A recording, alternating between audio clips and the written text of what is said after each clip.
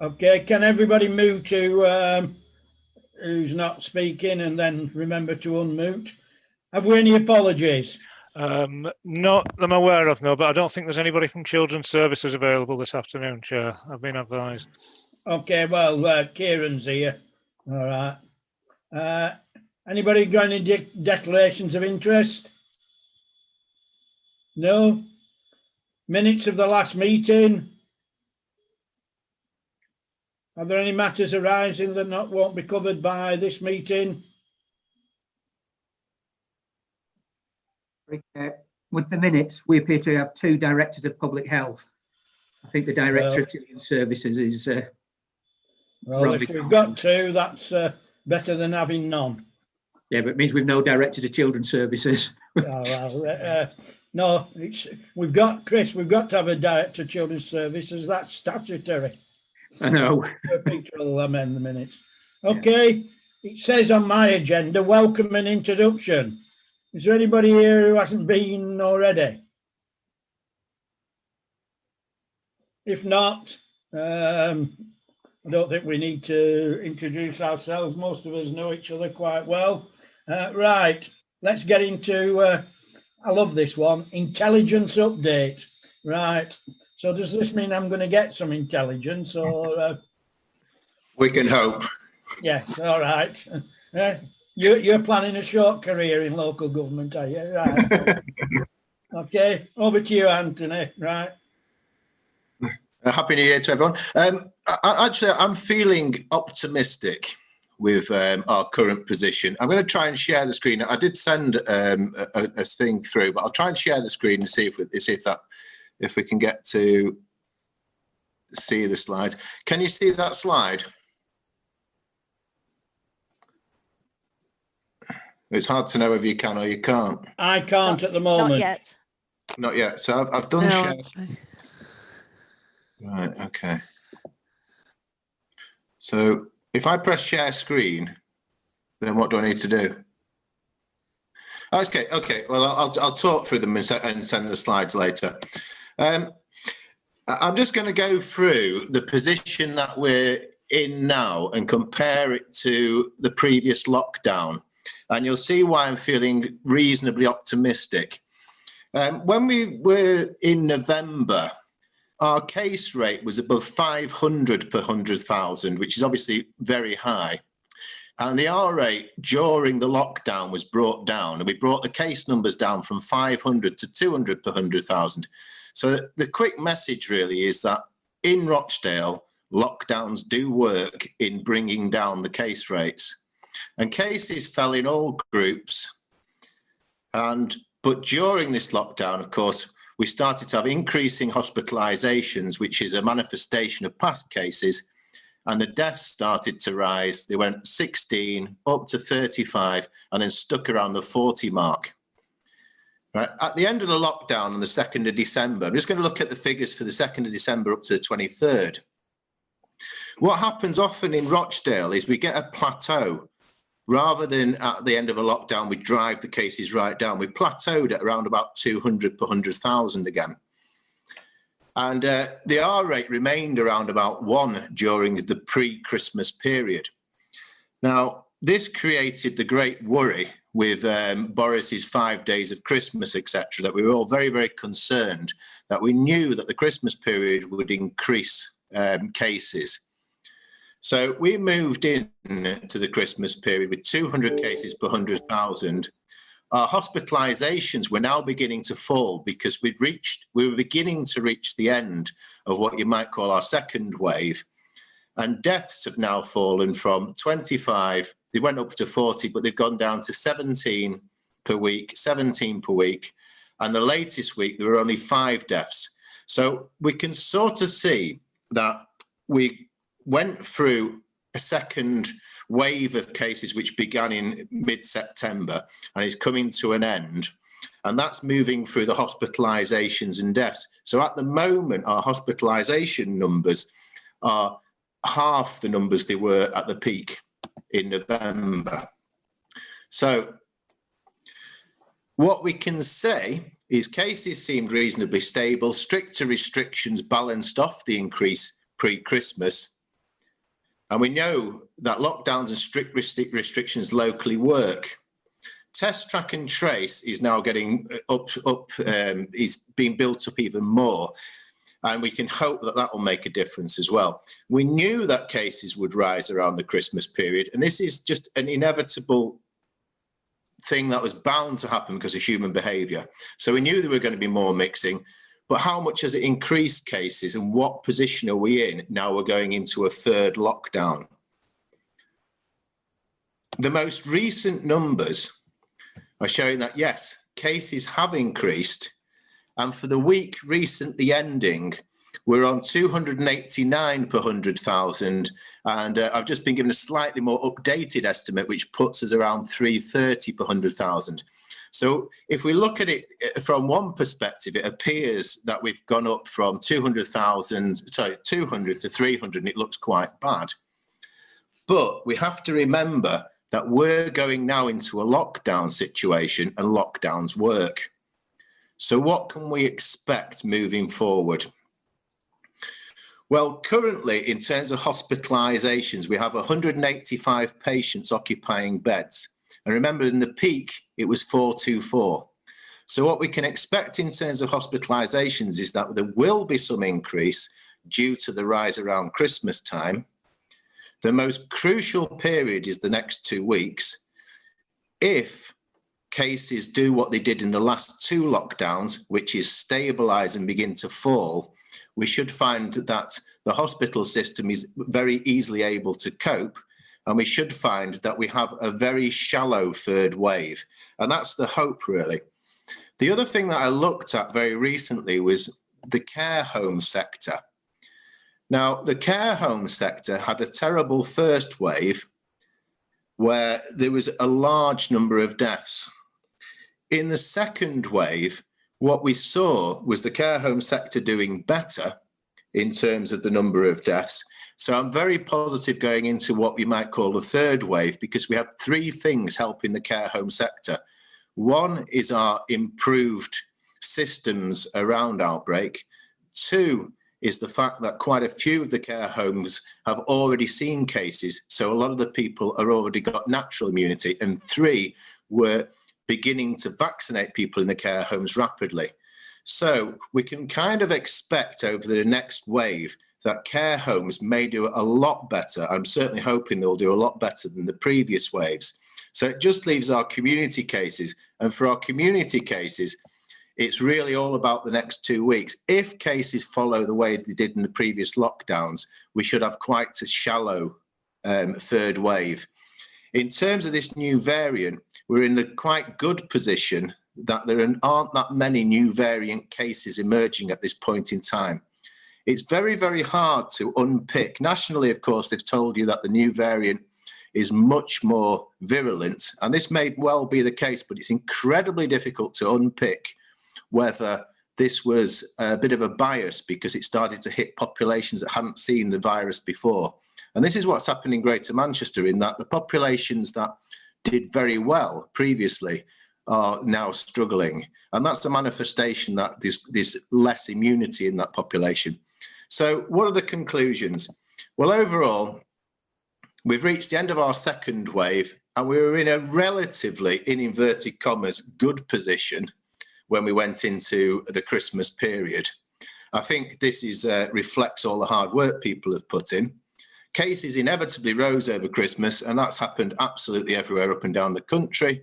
So we've done quite well keeping the caseload down from doubling twice to just a modest rise, really. The current case rates are definitely too high, and the restrictions are needed, so I welcome the lockdown. And we're going to be okay in terms of COVID, in terms of hospital capacity, but of course, there's immense pressure on the hospital systems. People have been through this for months on end now, and winter, of course, creates other health issues. But on the optimistic note, I think this is likely to be the last lockdown. I think the pandemic will be coming to an end, and spring and summer will come. And that's where I'd like to finish it. Thank you.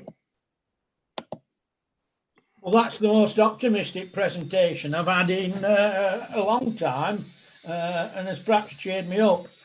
You must come down to GMCA and give them there. But Okay, mixed messages. Questions, comments, observations, please. Sorry, I can't Chair, see it's anybody Chris. on the chat, but go on, Chris. Yeah, just a quick question, Anthony. The numbers of deaths are fortunately very low, but it's winter. We'd expect a certain number of deaths anyway.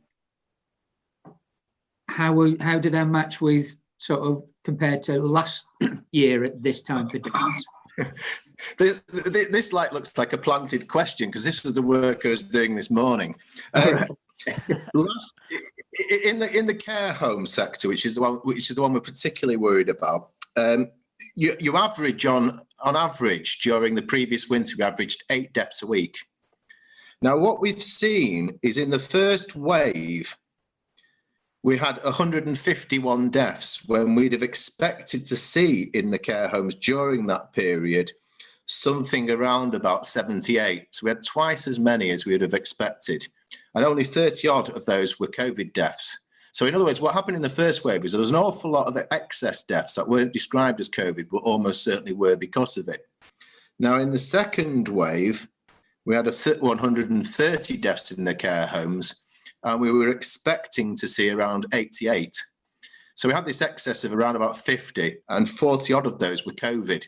So that's changed. So we will see the same sorts of levels of deaths, but what we're now seeing is that the excess is made up of the COVID cases, and that's falling. So to sort of broadly answer your question, do we expect to see a big rise in deaths during winter in excess of what we'd normally expect to see? The answer is probably no. We're probably okay, but it's very difficult to be sure about these things.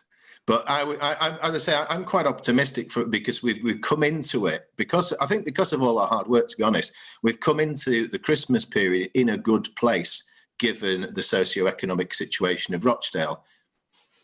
Okay, so it's Sarah, direction, which is good. Sarah. Thank you, Chair. Anthony, you talked about quick rollout of vaccinations. Do we know what we got a projection on the pace of that? So do we know what particular milestones we'll achieve and over what kind of period of time? So is that residents as well as carers and key workers and community workers, all of that stuff? Have we got that mapped out?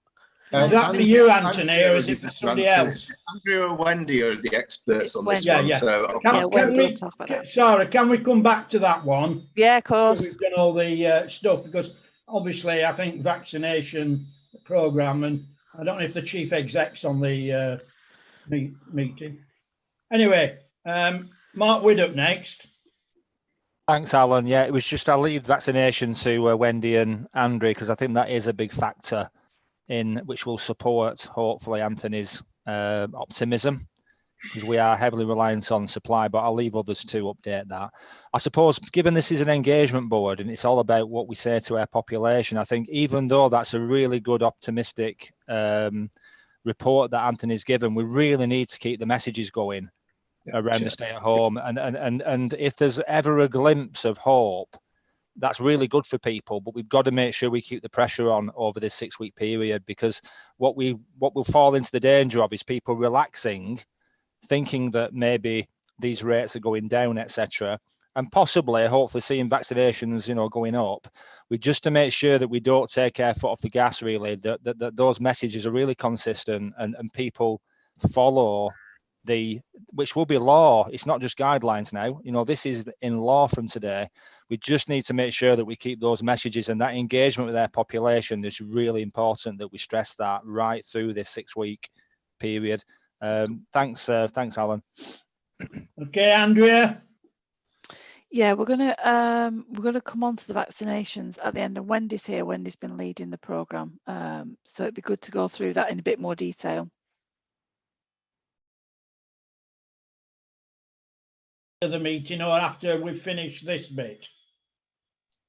Well, it's part of the presentation slide, so I think once we start going through that, it's on there. Okay. Any other comments? I've got none on chat. Okay. Can I just make a comment, Anthony? All right. when I sat on the Quat Funeral Board, which was the largest funeral director in the country, a more cheerful group of people you couldn't hope to meet, I can assure you. But of course, it's when they looked at you used to get worried. And what they used to say, we're all future. It's the one thing, it's inevitable. We're all future stock. You know what I mean? We're going to end up in their things. But surely, if a lot of deaths have occurred already that weren't unexpected, shouldn't that, in some respects, mean that the death rate later on will fall, or is that not inevitable statistically? If we're talking about the COVID-19 deaths, we would expect those populations that have already seen an outbreak to have some immunity naturally. So people who are highly susceptible of dying will have already died, and therefore leaving a population that's less susceptible to death. If we're looking at all deaths, we've got a rather sad situation in that if you break up the pandemic story into two sorts of ways of looking at it, the first way of looking at it is what was the direct impact of the virus? And of course, that's been the sad deaths from COVID-19. But the second problem is what has the impact of all the things we've been doing, lockdowns, et cetera, been on the health of everybody? And that's a mixed story. So we know we're going to probably see an increase in deaths from people who have had cancers not treated as well as they could have been detected at a later stage. Some issues with heart disease. But it's a mixed bag because there's also evidence that whilst, for example, people being at home, putting on weight, not doing as much exercise is very bad for hearts, very bad for diabetes. The plus side is there's some pretty good evidence that a lot of people are giving up smoking during the pandemic.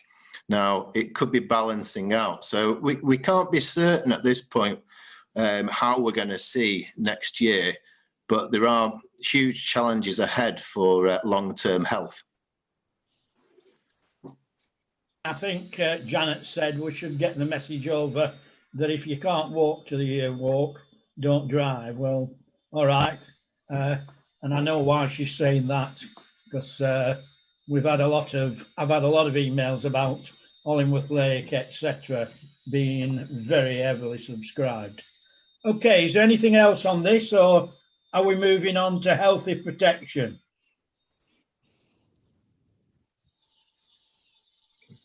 I'm asking. Yep, Yes? can do. Can move on. All right. Right, go on. Did it work last time I shared my screen? It did indeed. Oh wow! Right, okay, right. I'll give it another Sorry, go. I didn't say it because I just thought thank you. I was sat here thinking, I wonder if it's working. Right, I'll give it another go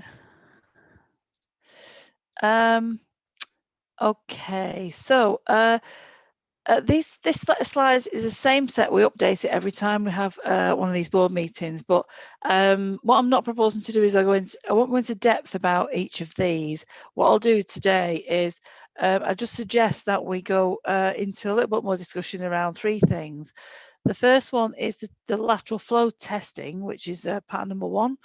The second one is the community engagement and the protecting the vulnerable part, which is part of number three. And then Wendy and to some extent myself will talk a little bit about the vaccination, because that's a very hot topic at the moment. So I hope that's okay. So it's just to highlight to members of board that we're about to kick off really with the lateral flow testing. So if you remember, we have these two different types of testing going on. So there's PCR, which is for the symptomatic, which is the testing we've had for a long time. Well, a year, feels like a long time. And the lateral flow devices, which are the rapid testing. This program, we're going to start calling it the fast testing program. I can't remember what Kiama and Leanne said that was going to stand for, but it seems to work well for us. We're not going to call it mass testing because it's not quite what it is. And I know that other areas have done mass testing, like Liverpool, but our approach is based on the learning from that. So yeah, so we've got loads of these tests. We've got an abundance of supply, which is wonderful. We've got the army that have been meeting with my team yesterday and I think today as well. And we've got some sites that we've established. So Rochdale, Middleton, Haywood is going to be a drive-through, and Littleborough. So we've got good tests. We've got a good facility for tests, and really what we need to do is promote as much of many of our population to get tested as we possibly can. Still the case. The LFTs, which are the fast testing, will enable people to do that much faster. So, which is great. As we've got a number of additional cases now, our contact trace, there's still pressure on our contact tracing team. So, as you know, we have that infection control duty desk, which we kind of manage. The schools have had a similar kind of duty facility, specifically focused on schools, but you know, we have quite a big demand now on our contact tracing, because of course more cases we get, the more contacts we've got to get in touch with. So yeah, we're still pushing on making sure that people declare their contacts. I think we had an average of 1 or 2 contacts for every person at one point, which clearly isn't true. So really important for us to promote with our residents. If you've got a positive test, you must declare your contact so that we can better trace. I'm just wondering whether, Mark, you want to talk a little bit about the community engagement and support, and the isolation and clinically extremely vulnerable, together with Kerry. So I can't see you, so I'm hoping you'll be able to come in.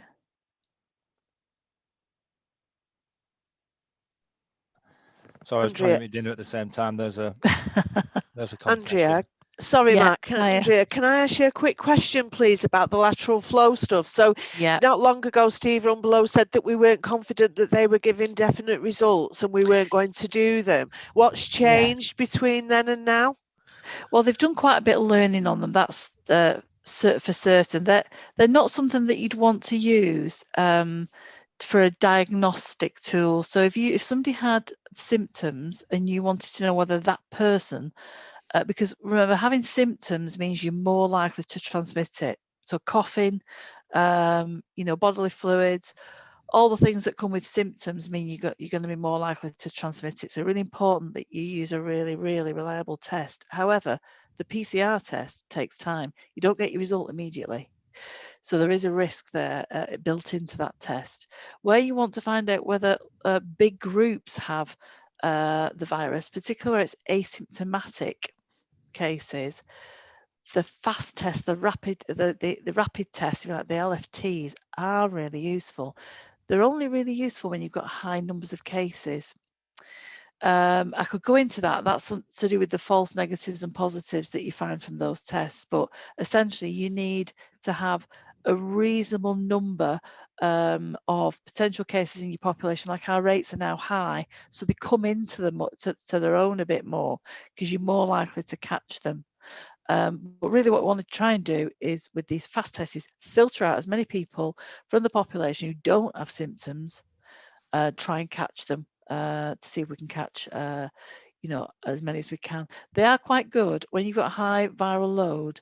They're quite good at actually picking that up. So when you're in that period of transmission, that high phase, when the virus is at its peak, they're actually not bad at picking those up.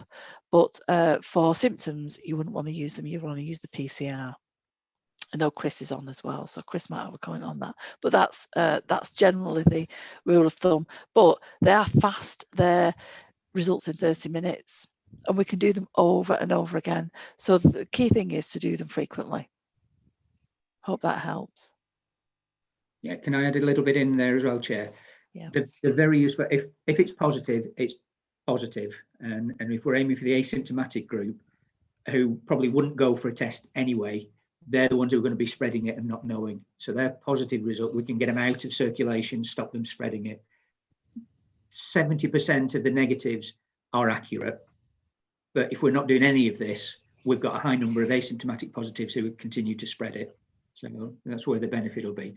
There is an element as well of targeting in the areas where we've got highest risk, rather than the mass testing, inverted commas, that's been done elsewhere, where it used to be the ones who were at really low risk anyway turning up, the traditional worried well. So if we can target it better, which is what we're having more of an element of doing compared to the original, so we're not doing anything.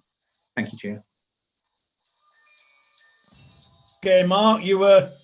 Yeah, thanks, Chair. Just very quickly for me, and I'll invite Kerry and Diane to add probably to the fantastic work that voluntary sector colleagues are doing in relation to supporting the most vulnerable. So I won't go over, because we've briefed members previously around the way that the grant money is being distributed, and as you know from previous briefings, we're really clear that we have to support the here and now, but it's really important that we provide the sustainable, particularly around the money side, to our voluntary sector, so we can continue that through the next, through the rest of this year probably. So that's really important. I've also mentioned clinical extremely vulnerable this time. Clearly under tier 4, we already had some advice out there for our cohort, which is just over 8,000 people. The rest of the country, of course, is now caught up under lockdown, that they brought in the shielding.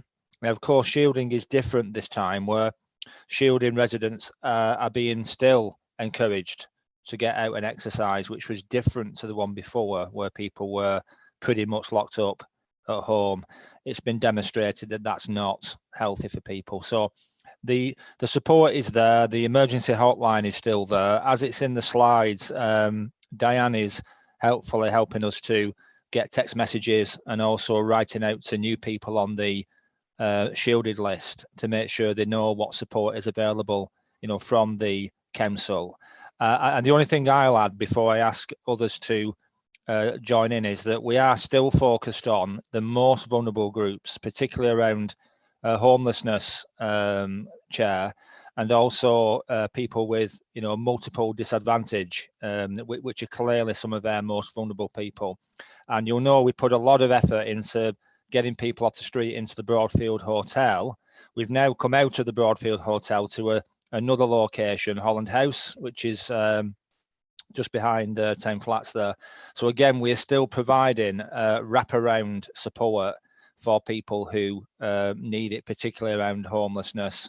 And as I've said, those people with multiple disadvantage. So that's still seen as a major issue for us going forward. And I'm sure it'll link into some of the conversations around priority groups for vaccination later on when we talk about that. So I'm happy to pause there and maybe invite Kerry just to explain a little bit more around what's happening in the voluntary sector. Sure. We've been working with Diane to put together a presentation, which is on the next agenda item about community engagement. So if you want to wait until that, then we can give a bit of a fuller update then. Is that all right? Thanks. I'm always guided by the experts, all right? So I think you're a new expert to me, so all right. I met you the other day at the warehouse. You came down and had a look. Oh, right, I did. Yeah. Well, listen, weren't the other day, it was before Christmas. I just asked, while you're talking about warehouse, I've noticed, and I did, that there are a lot of people were giving, shall I describe it as unwanted chocolates and other things to the food banks after Christmas. Are they all acceptable, or have you been a bit inundated by that? There's been a lot of chocolate and there's been a lot of mince pies. We've still got many mince pies to give away, but it's all helpful. We split everything into date order. Short date stuff goes to some of the homeless charities. Longer date stuff goes to the food banks or the pantries or other providers. So we've got a good system. Yeah, well, yeah. I mean, if I just say that I'm not a chocolate eater, but you would have thought so by some of the presents I got. So dairy milk tray and stuff like that have been given to the food bank this week. Yeah. All right. I just don't want anything. And of course, on Christmas Day, I was at the Eden Project, and it was snowing. Do we know if all the food got eventually consumed and taken up that day? Because there are an awful lot of food there. I don't have an update about that day, but they have applied for some funding. So we're going through their stock processes at the moment to make sure we're funding the right things. So we can update on that another time. Okay, thanks. Shall I carry on? I'm not proposing to go through the workplace prevention. I'm not proposing to go into schools in particular detail or enforcement, but I wanted to come on to vaccination then before we hand over to Kerry, if that's okay, Kerry and Diane. Sure. So Wendy, do you want to give an update on vaccination? Because I'm sure that'll be of particular interest to, I know it's particular interest to the residents and Yeah, also our certainly. members as well. Thanks. Can you hear me? Can you hear me okay? I can. Yes, Yeah. Wendy, I was sorry, I hadn't demuted. Yes, we can hear you. Thanks. It's just because I'm looking at the slide so I can read it. Just to say the good news, over 3,000 first doses have now been given in the borough. We had Riverside up and running first, and then followed by the Phoenix Centre in Haywood, and Middleton Health Centre has got its first vaccinations happening this week. Obviously, you've heard that the AstraZeneca, Oxford AstraZeneca vaccine was approved. There's been a lot of work around that. We are getting our first doses of that this week to each of our centres. Unfortunately, a couple of our deliveries have been delayed from this week into next week, but we are expecting 400 doses of the AstraZeneca Oxford vaccine, as well as our Pfizer delivery, this next delivery. We're focusing particularly now on the care homes for all the reasons Anthony said. We want to, particularly while outbreaks are fortunately quite lower than we have seen before. We're focusing on care home residents, and we're initially using that new supply of the AstraZeneca Oxford vaccine to actually get out to as many care homes as we can over the next couple of weeks. So that is starting in the next day or two and over this weekend. We will also look at having a roving model using the other vaccine in care homes as well, so that no matter which vaccine we get, we will actually be able to get out to care homes. We have actually the Pfizer-BioNTech vaccine is still the main vaccine that we're getting. Obviously, that has all the challenges around the storage and the deployment of it. So we will be keeping the centres up and running and using that vaccine as we get it. There has been a change nationally to recommending a change to dosage, and that's for both vaccines. That both vaccines, the dosage was going to be 21 days and 28 days. They've now said that we can do between 3 weeks and 12 weeks, and asked us to do from now on for dosage to be at 12 weeks. So that has obviously needed some work, but from the services that from Thursday of last week, that is the dosing regime that's being offered to residents. Currently, other residents that were booked in this week are still getting their second dose. In terms of next step, obviously, we're rolling out the vaccination programme as we get supplies. One of the key challenges for the vaccination programme is the supplies. It is a push model, as they call it. So in other words, we can't order it. We actually, although we could say when our sites were ready to be up and running, and obviously we've got the 3 sites up and running now, we can't actually order the vaccine. They actually deliver it to us. And that is still emerging and can be very difficult. We can often get short notice and we can get some last minute changes. That then creates an awful lot of problems for our residents and for the primary care staff running the programme. That does result, and just be aware that we did hear last night that our delivery to Riverside and potentially Phoenix, I'm just double checking that, has been delayed. So they are going to have to go into a process of rearranging appointments for those expecting the vaccine later this week. That now is going into next week, but that is not something that we have control over. We have to take the vaccine, and we're willing to take any vaccine that is offered to us at the moment. So we have a huge issue around resident and staff expectations. We're prioritising according to the JCVI guidance, the Joint Committee of Vaccine and Immunisation. So that cohort list is what we're doing. So the first priority is care home residents and staff. The second one is over 80s and frontline health and social care workers. So those are the cohorts, and the over 80s. So those are the cohorts that we're prioritising at the moment. In terms of rollout, we had for the first time the announcement from the Prime Minister the other night saying that the first 4 cohorts, and that includes the over 70s and the extremely clinical vulnerable, in addition to those I've just mentioned, would be offered a vaccine by mid-February. For us, that will depend on, so our plans at the moment are looking and validating all of those figures for those 4 groupings, and actually looking and making sure that we can scale up in time to receive that vaccine. But whether we receive enough vaccine to do those cohorts will be dependent on supply. But we're going to plan as though we're getting that vaccine and be prepared to deliver to those groups. The other groups that then follow right down to the over 50s is our plan, our second phase plan. And then beyond that, we'll await national guidance around priority groups. But there is a real challenge at the moment around communication and around booking and appointments. There are practical logistical issues.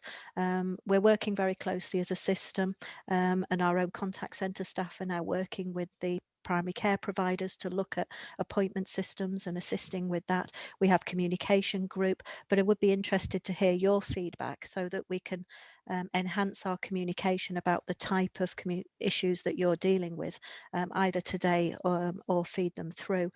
We've had several already, but we are also preparing a new briefing for stakeholders so that we can actually brief you on what our plan is going to be as best we can at the moment, so that we can update you on what the current plan is. So we're working quite hard on that and hope to get something out soon to you to actually explain the current scenario and who's being prioritised and targeted. But the logistical issues and the supply issues do cause us some challenges, and we are aware that a lot of residents, and we have, I mean, it's good news that we want more people want the vaccine than we have ability to deliver it at the moment. And when you just look at the over 80s cohort, for example, we've got over 8,000. You know, we won't have got round to telephoning every 80-year-old just yet. So I know the message out there is to wait for the phone call, and we understand that that's very difficult for people who are fearing that they're getting missed out. So we're having a look now at how can we improve that communication message and at least give people a better idea of when they'll be called. Okay, I've got a whole list of people who want to ask questions, so I'll do them in order. Dallert. Thank you, Chair. I think Wendy has addressed some of the concerns that I had, but I'd go over again. Councillors, and then myself as well, other councillors have been inundated with calls from over 80s. Why aren't their parents or themselves being vaccinated?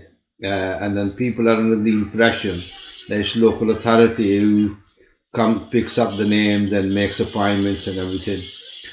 One of the concerns that I repeatedly got was that these people, activists, like over 80s, concerned people, were ringing their GPs and they were redirected to a number, which Wendy just mentioned now. And then I did the email. And then that needs sorting out. And then people's perception needs to be changed that it's not us, this central government, and the whole system, that needs to be put out. Secondly, I had somebody very irate. It were 2 calls from Middleton. Why is Rushden and Haywood getting it? Middleton is not getting it. And then I think that perception somehow needs to be changed through social media and press releases and what have you. Yeah, that's all what I have to say. All right, Wendy. Do you want to answer that? I've had similar calls, but I just tell them that it's the government and that they will be informed. But I do think we need a press release saying you will be contacted by. Yep. I do think, I mean, we need to, we've said it a few times, but we do need to continue saying it. And as if we start to get more feedback, and it is disconcerting sitting there as a resident thinking I'm eligible and I haven't been called yet. I think if what we're trying to do is try and work out, if we knew the vaccine supply, we'd book them all in now. But what we don't want to do is book people in for a couple of weeks' time and then we don't get the vaccine and then we have to cancel them and rearrange them all. So it is difficult. But I think if we can start to get, if the vaccine starts to flow, and we're clear on when it's coming, then we could start booking them all in now. So we're hoping for that. We're hoping that the vaccine supply does settle down and become more regular, and we can order the vaccine as opposed to relying on it just being delivered to us. But if that doesn't happen, then this might continue for some time. So we're working quite hard on how best to communicate that. Okay. And I think Can I come back on that, Alan? Go on then quickly. Yeah, quickly. The big worry was when GPs surgeries refer people to this council number and they were not able to reply. Yep. So that needs to be sorted out, Wendy. Yeah, no, Mark might want to come in on that in terms of we are looking to support the primary care providers in looking at the whole booking system and telephone system and how best we can answer queries. I think it's because it was at Riverside and because the first centre was at Riverside and it's a big centre, I think that's where people are assuming, or if you like, thinking it's actually a council service because it's actually based at Riverside. I think that was part of the reason. Whereas obviously Middleton one's in Middleton Health Centre, there's probably less of a perception. But obviously with the first centre being at Riverside, we probably didn't anticipate it. We anticipated getting calls, but I think people felt more that was why it was a council service. But we need to answer those queries as much as the primary care providers when we receive them. So we've collected the themes. So thank you for that feedback. We've had several of them. And so the communications group have had to look at all the different themes of queries that residents have been bringing in, and then we'll try and develop a script and some answers to those for people. And I know Health Watch, is Jane on Kate on the call? I know Kate, you've had the same, haven't you? So what we'll try and do is certainly get a briefing out to members and also to organisations like Kate and our own contact centre. We did do a holding one early days, but I think we need to update that. I don't know if Mark, you want to comment on some of the work. Yeah, all I wanted to say is that just through you, Chair, is that there's a meeting taking place today where, you know, we're from a contact centre perspective trying to help as much as possible. Rochdale Health Alliance, who are actually the people who have been commissioned to deliver this. And I think we want to identify where there may be some weaknesses in the process currently, and we will certainly work to supplement that through the contact centre here. And I think, Alan, I'd agree with you. We do need to send something out, I think, very clearly that sets out and manages those expectations, because if we don't do that, people fill that in for themselves. And I can give, you know, my own parents as an example. You know, older people worry about things a lot more. And I think what we might see is quite straightforward. Certainly, from my own personal experience, I take a lot of time trying to convince my mum and dad that it'll be okay. But they're absolutely anxious about it, no matter what I say. And if that's duplicated across their population, that is something that nobody on this call wants to happen. So I think we do need to get smarter at telling the story and letting people know. But please have some confidence that we're working really closely with RHA and we hope to have something in place, you know, by tomorrow. And we want to get something out then and let people know what's happening. Thanks, Chair. And I think Wendy has emphasised about the vaccine. I was on the GMCA call yesterday, and I'm sure you all get feedback, Wendy and all the rest. I understand Tameside had even bigger problems with regard to things that went on, vaccine and no needles or something like that. And we had similar problems. Oh God. I mean, we sorted them as a system. I mean, we managed to work very well across the hospital trust and community health services and the council to act for anything that wasn't delivered. We actually managed to source locally.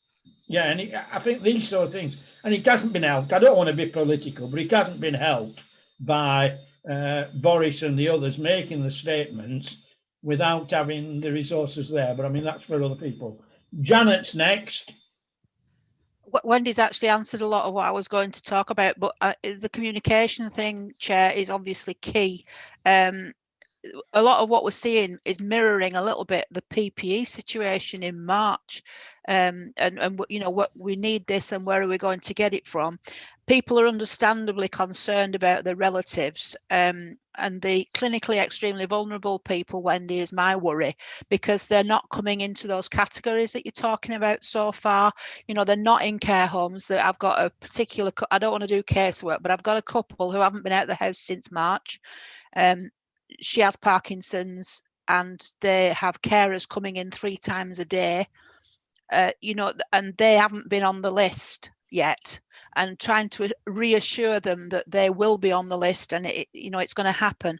Another thing that's been a bit difficult is countering the misinformation that comes out from what would seem to be fairly reliable sources. For example, a health centre that is telling anybody that rings up there's no vaccine in Rochdale at all, and you might as well not bother.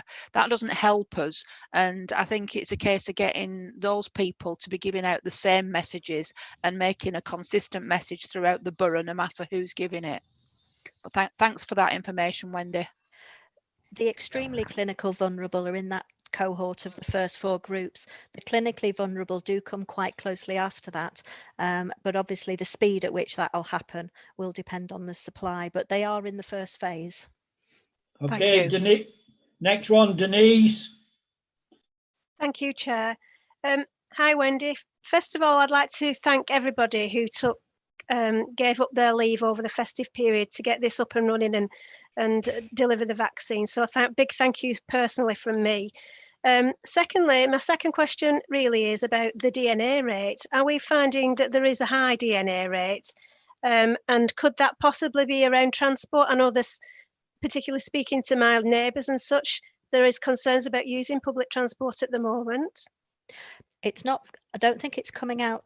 We don't yet have the information on DNAs. We're looking for that locally. We're not seeing too many DNAs at the moment, but what we would see is people not booking, so not accepting the invitation at the moment. And the housebound cohort, which is why it is good that the AstraZeneca Oxford vaccine is now, because obviously the Pfizer one couldn't be used for small numbers, such as housebound patients and residents. So that is a cohort in terms of housebound residents will follow in this first phase.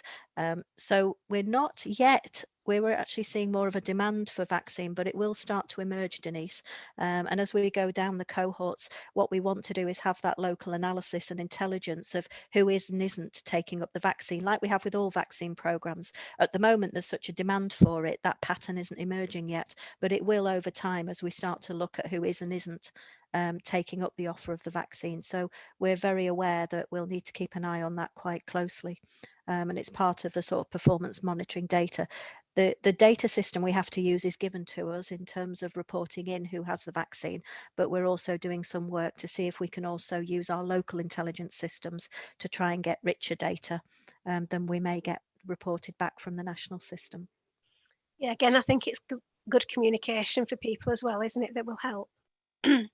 Okay, I think we need to reassure everybody that in the first 975, every single vaccine got used, and that we had a sort of reserve list and all that. And other myths that are coming out, I couldn't believe this one on the call yesterday, is that, well, you can have an AstraZeneca, but if then there's the Oxford ones available, you can have your booster there. We need to get out the message that it's the same. If you have the one vaccine, is for both doses, and I think that needs. Yeah. It might seem obvious to me and you, Wendy, but there's an awful lot of people spreading rumours out there.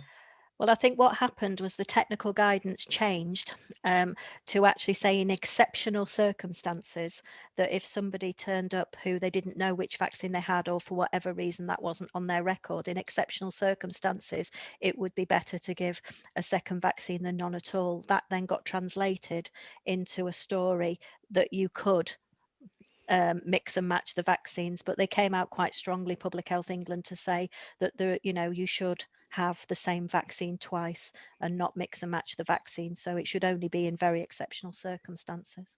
Okay. Chair, can I suggest we've got Kerry and Diane who were going to talk a little bit about the community engagement. So it's just to let you know. Right. I've got Sarah next. Yeah, just thank you, Chair. I just wanted to ask Wendy, really, mine was about DNAs as well, Denise, and it was about following those patients up at the end of that first phase and making sure that they haven't just not arrived, but that, and capturing some of that stuff about refusal and why people are refusing and what levels of refusals have we got across the borough.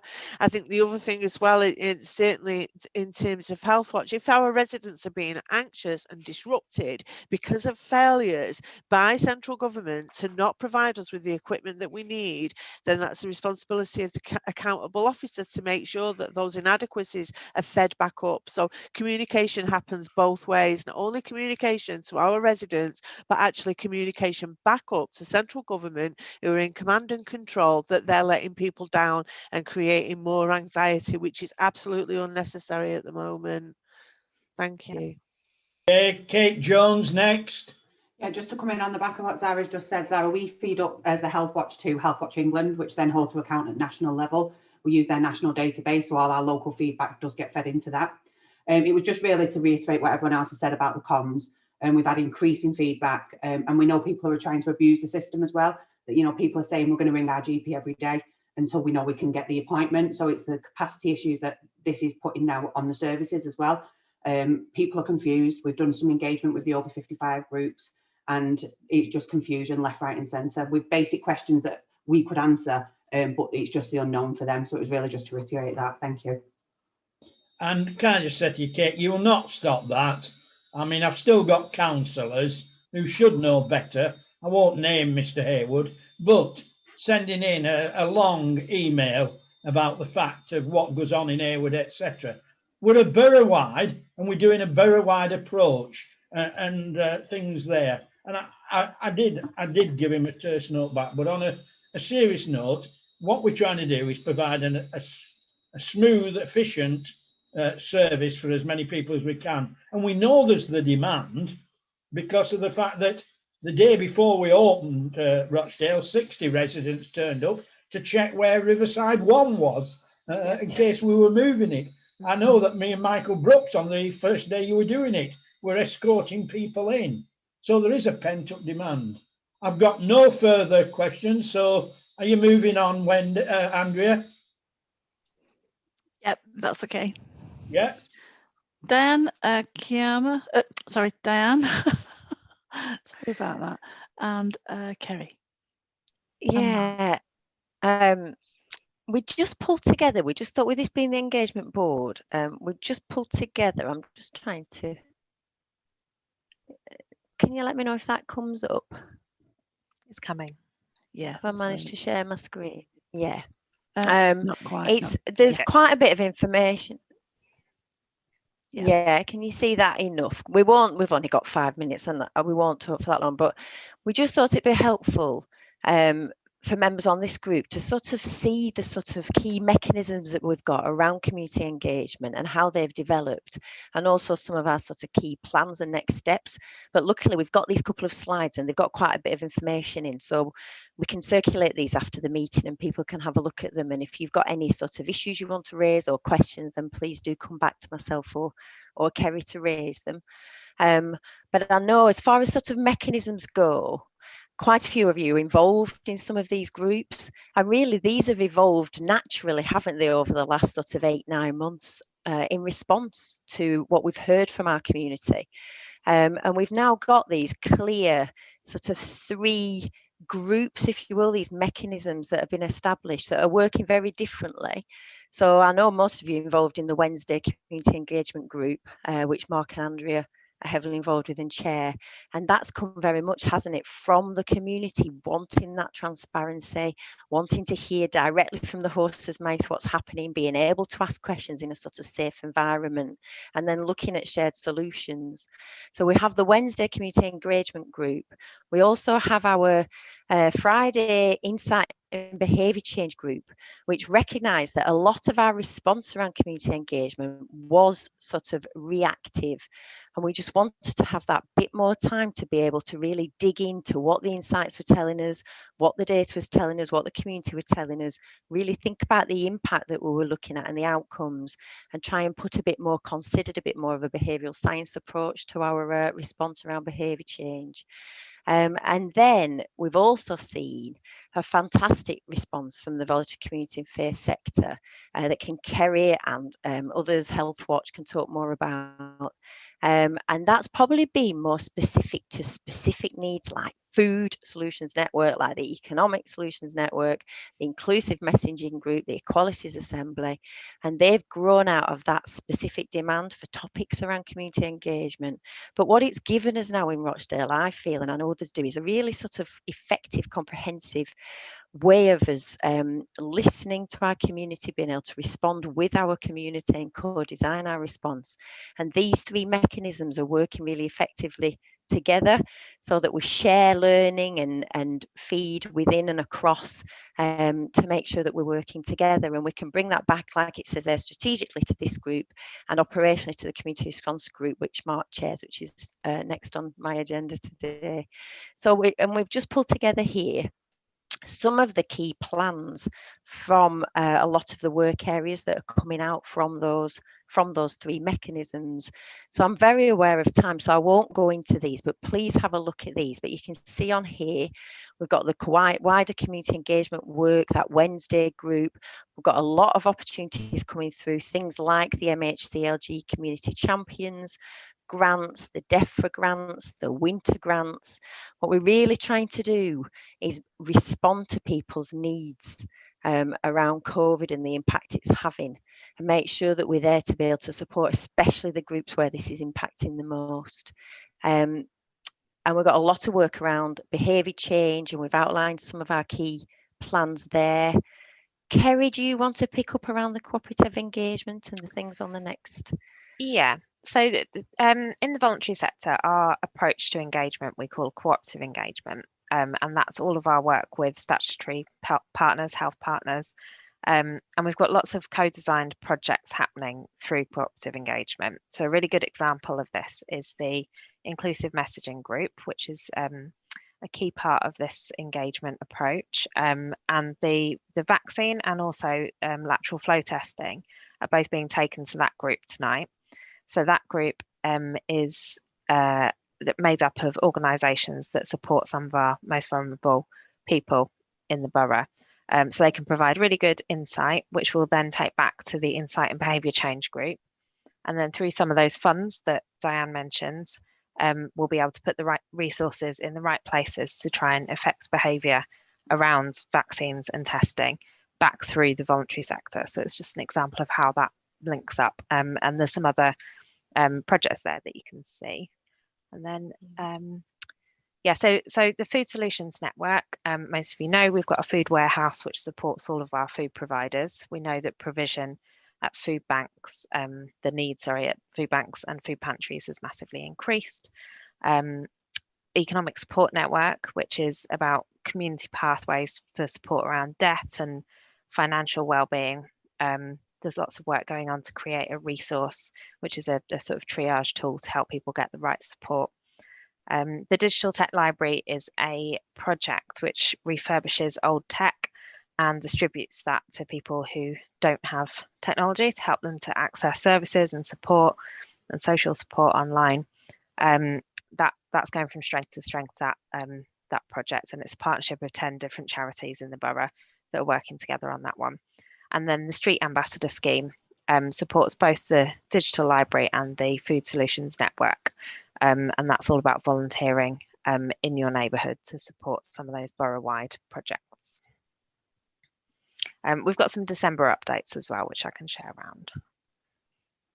Okay, and you're sending them to everybody after this meeting? Yeah, yeah. Okay, right.